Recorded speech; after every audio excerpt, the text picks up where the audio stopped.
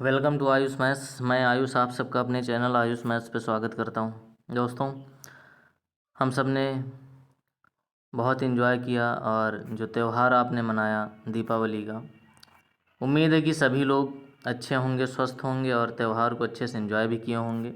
लेकिन आपको अपनी पढ़ाई कंटिन्यू करते रहना है और उसी को कंटिन्यू करते हुए हम भी आज एक नई क्लास फिर लेकर आए, जिसमें आप देख पा रहे हैं रीजनिंग की हम लोग प्रैक्टिस कर रहे थे पहले भी कंटिन्यू, और 2 दिन के बाद फिर आज मिल रहे हैं। तो ये प्रैक्टिस क्लास जो कि आपके हर एक एग्ज़ाम के लिए बहुत ही महत्वपूर्ण होने वाली है।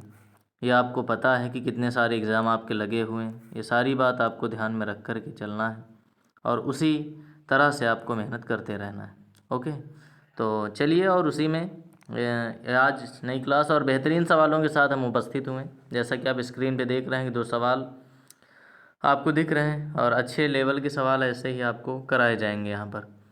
चलिए आज देखते हैं, इन सवालों को लगाते हैं।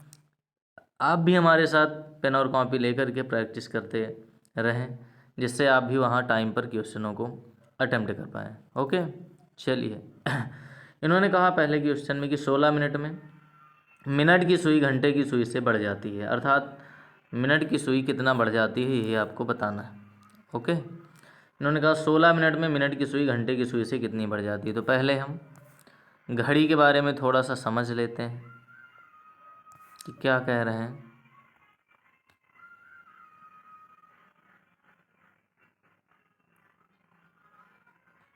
चलिए,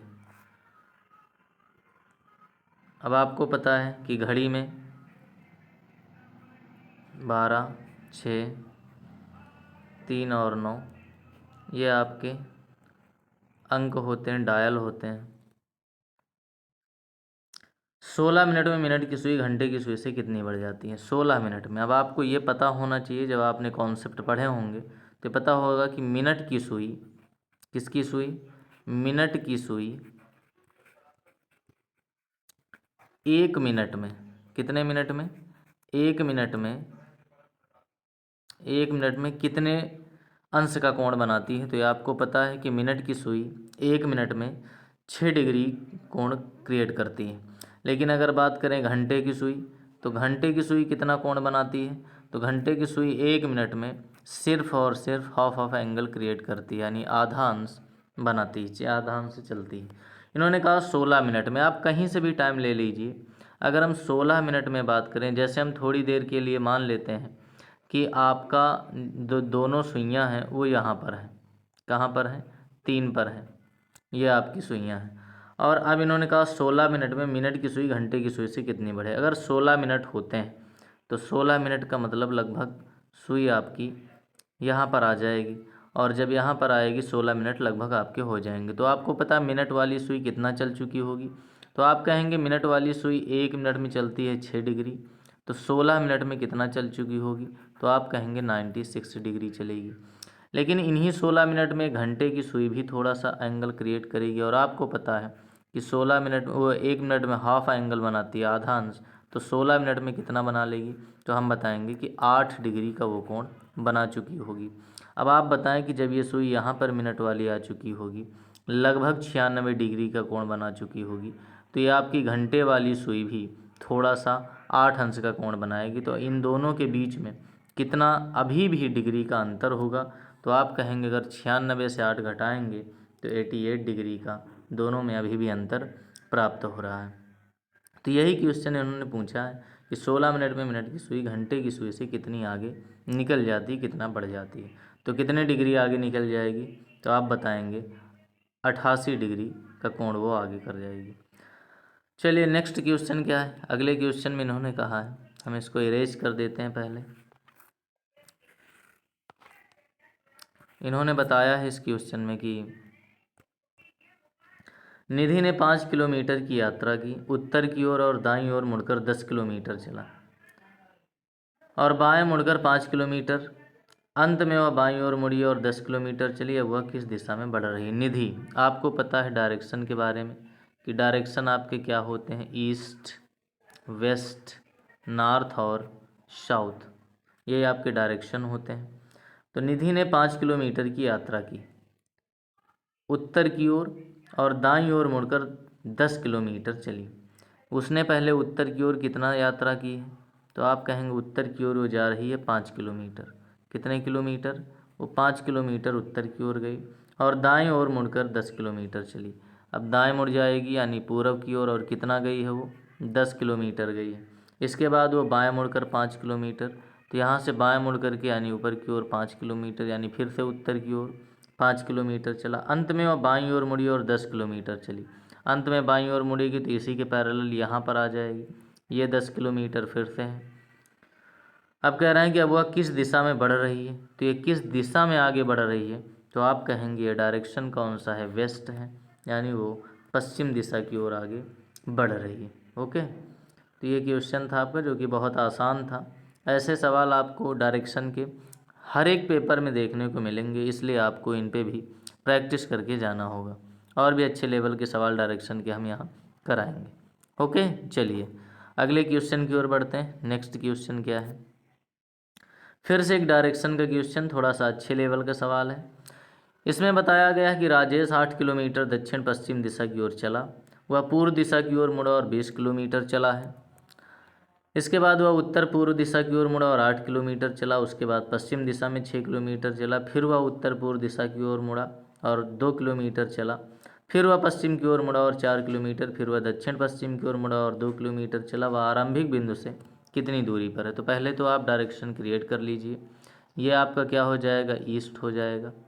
इसके बाद आपको पता है ये क्या हो जाएगा? तो वेस्ट हो जाएगा। ये आपका नॉर्थ हो जाएगा, ये आपका साउथ। अगर इसकी बात करें तो ये आपका क्या हो जाएगा? North east. ये आपका हो जाएगा उत्तर पूर्व। और इसकी अगर बात करें तो ये क्या हो जाएगा? नॉर्थ वेस्ट हो जाएगा आपके, ये नॉर्थ वेस्ट हो जाएगा। इसकी अगर बात करें तो साउथ वेस्ट हो जाएगा, साउथ वेस्ट। और ये आपका क्या हो जाएगा? तो साउथ ईस्ट हो जाएगा, दक्षिण पूर्व। ओके, तो ये डायरेक्शन आपको ध्यान रखने हैं। अब पहली बार वो राजेश 8 किलोमीटर दक्षिण पश्चिम दिशा की ओर गया, तो आप देखें दक्षिण पश्चिम दिशा ये है, यानी अगर यहाँ पर कोई था तो दक्षिण पश्चिम दिशा में गया है। कितने किलोमीटर गया है? तो आप कहेंगे 8 किलोमीटर गया है। इसके बाद वह पूर्व दिशा की ओर मुड़ा और 20 किलोमीटर, तो पूर्व दिशा आपका ये हो जाएगा। और वो कितना गया है? तो आप कहेंगे 20 किलोमीटर गया है। कितना गया है? 20 किलोमीटर वो गया है यहाँ से। ओके, इसके बाद वह उत्तर पूर्व दिशा की ओर मुड़ा, तो आपको पता है उत्तर पूर्व दिशा यह होती है आपकी, यानी उत्तर पूर्व दिशा में ऐसे ही जाएगी। उत्तर पूर्व दिशा में ये हो जाएगा। और कितना गया है? तो 8 किलोमीटर गया है। 8 किलोमीटर जाने के बाद वो फिर बाद में पश्चिम दिशा में 6 किलोमीटर चला। पश्चिम दिशा में कितना चला है? 6 किलोमीटर चला इधर को। 6 किलोमीटर पश्चिम दिशा में चला। वह उत्तर पूर्व दिशा की ओर मुड़ा और 2 किलोमीटर चला। अब आप बताएं, उत्तर पूर्व दिशा का मतलब ये डायरेक्शन फिर से। अब उत्तर पूर्व दिशा में मुड़ा और कितना चला है? तो आप यहाँ बता रहे हैं कि 2 किलोमीटर चला है। कितना? 2 किलोमीटर चला। उसके बाद वह पश्चिम की ओर मुड़ा और 4 किलोमीटर चला। कितना चला? पश्चिम की ओर, फिर 4 किलोमीटर चला है। इसके बाद वह दक्षिण पश्चिम की ओर मुड़ा और 2 किलोमीटर चला। दक्षिण पश्चिम का मतलब ये है, और 2 किलोमीटर चला। ये आपका दक्षिण पश्चिम है, और यहाँ से 2 किलोमीटर वो फिर चला है। वह आरंभिक बिंदु से कितनी दूरी? तो आप बताएं। आरंभिक बिंदु यहाँ पर है, और ये 6 किलोमीटर है, ये 4 है, तो ये भी पैरेलल कितना हो जाएगा? 4 हो जाएगा। और अब ये कह रहे हैं ये कितना? तो आपको पता है टोटल 20 था। ये 6 4 10 हो गया, तो ये फिर बचा कितना? तो हम कहेंगे ये भी कितना बचा है? 10 किलोमीटर। और आपका ऑप्शन नंबर बी इस करेक्ट हो जाएगा। ओके, क्या आपको समझ में आ रही हैं बातें पूरी तरह से? अगर आपको डायरेक्शन का सवाल क्लियर हुआ है तो आप सेशन को लाइक करें और भी अपने दोस्तों को शेयर करें। ओके, चलिए अगले क्वेश्चन की ओर बढ़ते हैं। नेक्स्ट क्वेश्चन में क्या कहा गया है? अगला आप देख रहे हैं स्टेटमेंट एक दिया गया है कि भारतीय रेलवे से यात्रा करने वाले यात्रियों को काफ़ी कठिनाइयों और असुविधाओं का सामना करना पड़ता है। कार्यवाही क्या क्या की जा सकती है? तो आप बताएं। जो भी इसके लिए प्रैक्टिकली कार्यवाही हो सभी की सभी सही होंगी। तो भारतीय रेलवे से यात्रा करने वाले यात्रियों को काफ़ी कठिनाइयों का सामना करना पड़ता है।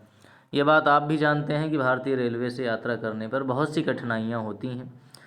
तो उनके लिए क्या क्या कार्यवाही हो सकती हैं, कॉसेस ऑफ एक्शन क्या हो सकते हैं? पहले सवाल में इन्होंने कहा है कि ट्रेनों में भीड़ भाड़ को रोकने के प्रयास किए जाने चाहिए। अब ट्रेनों में भीड़ भाड़ को रोकने के प्रयास किए जाने चाहिए। एकदम सही बात, एकदम प्रैक्टिकली बात है कि अगर आपको असुविधाएं बहुत ज़्यादा व्यक्तियों को होती हैं तो रेलवे विभाग को चाहिए कि ट्रेनों में भीड़ भाड़ को रोकने कुछ प्रयास करने चाहिए। दूसरा है स्वच्छ एवं शुद्ध पेयजल की व्यवस्था की जानी चाहिए, जिससे ये भी वेरी करेक्ट है। इन्होंने इसमें भी कहा कि अगर भाई भीड़ भाड़ होती, जब पेयजल की व्यवस्था असुविधा होती वहाँ पर लोगों को, तो लंबी लंबी लाइनें लग जाती हैं, कई चीज़ों की समस्याएं आती हैं। तो ये भी बात पूरी तरह से क्या है, सही, ये भी कार्यवाही की जानी चाहिए। दूसरा है रेलवे स्टेशनों और प्लेटफार्मों को और अधिक स्वच्छ और स्वच्छ बनाया जाना चाहिए। एकदम सही बात है कि सभी स्टेशनों को भी स्वच्छ पूरी तरह बनाया जाना चाहिए। Option number D is correct, यानी सभी के सभी क्या हैं, अनुसरण करते हैं। तो इस तरह के क्वेश्चन बच्चे बहुत ज़्यादा गलत करके आते हैं, तो इसलिए आपको इस चैनल पे ऐसे सवालों की प्रैक्टिस लगातार कराई जा रही, इसलिए आप इस चैनल से जुड़े रहें। और पहली बार अगर जुड़ रहे हैं तो चैनल को सब्सक्राइब भी कर लें और अपने दोस्तों को शेयर भी करें। चलिए नेक्स्ट क्वेश्चन फिर से आप देख पा रहे हैं कि इवेंट ए और इवेंट बी दिया गया है और दोनों के बारे में बताना है कौन सा प्रभाव है, इफेक्ट है, और कौन सा कॉज है, यानी कारण और प्रभाव दोनों की बातें कर रहे हैं इस सवाल में। पहले में कहा गया कॉलेजों में युवा एमटीवी और रॉक वीडियो खूब देखते हैं। आप देखते हैं कि कॉलेजों में जो युवा जो युवा होते हैं एमटीवी और रॉक वीडियो इस तरह के बहुत देखते हैं। तो हमारी कॉलेज जाने वाली पीढ़ी के साथ नशा एक बड़ी समस्या है। अब आप बताएं, ये एक प्रभाव आप देख पा रहे हैं व्यक्तियों में, किस तरह का प्रभाव हो रहा है कि हमारे कॉलेज जाने वाली जो नई पीढ़ी है उससे नशा बड़ी समस्या में फैल रहा है। लेकिन अब इसका प्रभाव, ये एक प्रभाव तो है, लेकिन ये प्रभाव का कारण क्या है, क्या इसके कारण से अधिकतर होते हैं कॉलेज में युवा टीवी रॉक वीडियो सब देखते हैं। तो आपको पता है टीवी वगैरह देखने से जिस तरह ऐड आते हैं, जैसे केसर का प्रचार होता है, कई सारी चीज़ों के कुछ लोग फ़ैन होते हैं, जैसे अजय देवगन या फिर अन्य स्टार। आज तो सभी स्टार, पैसा दे दो आप, कुछ भी ऐड इनसे करवाते रहो। तो इस तरह के काम कुछ लोग देख करके बहुत फ़ैन होते हैं तो वो खाने पीने लगते हैं। ये एक कारण हो सकता है, लेकिन आप ये नहीं कह सकते कि ये एक मुख्य कारण है कि रॉक वीडियो देखने से, एमटीवी देखने से व्यक्ति केवल इसी की तरफ अग्रसर होते हैं, नशा इसी की वजह से करते हैं। ये एक कारण है, ऐसी पॉसिबिलिटी है कि ये कारण हो सकता है, लेकिन इसका मुख्य कारण नहीं हो सकता। तो आपका ऑप्शन क्या हो जाएगा, यदि ए प्रभाव है, बी इसका तत्काल और प्रमुख कारण नहीं, बिल्कुल गलत है, प्रमुख कारण नहीं है ये। इसमें भी क्या कहा है, ये तत्काल और प्रमुख कारण है, और बी इसका प्रभाव बिल्कुल गलत है। आपका ऑप्शन क्या सही हो जाएगा, बी एक प्रभाव है लेकिन ए इसका तत्काल और प्रमुख कारण नहीं है। ए इसका तत्काल और प्रमुख कारण नहीं, ये एक कारण हो सकता है, लेकिन आप ये नहीं कह सकते कि तत्काल या प्रमुख कारण है। टीवी देखना, इनकी वजह से नशे की लत लग जाती है, मुख्य कारण नहीं हो सकता है। हाँ, कारण हो सकता है, पॉसिबिलिटी ऐसी। तो आपका ऑप्शन नंबर क्या सही हो जाएगा, डी। इस तरह के क्वेश्चनों को बहुत ध्यान से करने की ज़रूरत होती है, अन्यथा ये सवाल गलत होते रहते हैं। चलिए, तो आज के लिए इतना ही रखते हैं और ऐसे ही सवालों के साथ फिर हम मिलेंगे। तब तक के लिए बाय बाय, टेक केयर, अपना ध्यान रखें और पढ़ाई को ऐसे कंटिन्यू करते रहें। ओके।